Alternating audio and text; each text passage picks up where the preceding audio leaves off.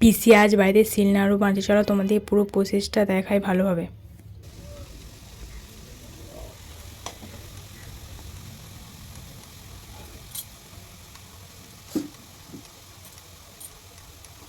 তেল দিতে হতো, তবে তো তেলটা ডুবলে টক হতো। কুসুম দিয়ে কুসুম এখন লাগে তখন দিবি নাকি? এই প্রথম দুটো কালি দিলে ভালো। তোদের কাজ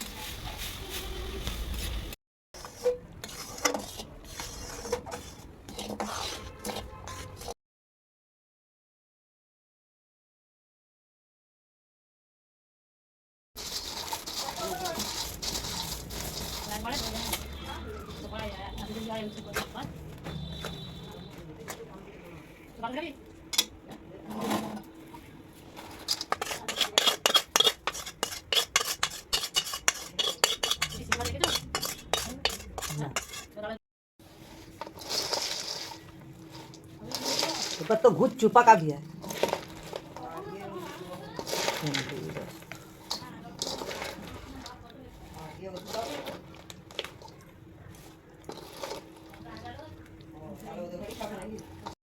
এই শিলনাড়ুগুলো গরম গরম অবস্থায় পাকাতে হয়, ঠান্ডা হয়ে গেলে এগুলো আর পাকানো যাবে না, তখন সব গুঁড়ো গুঁড়ো হয়ে যাবে। এগুলো বানানো খুবই কষ্টকর।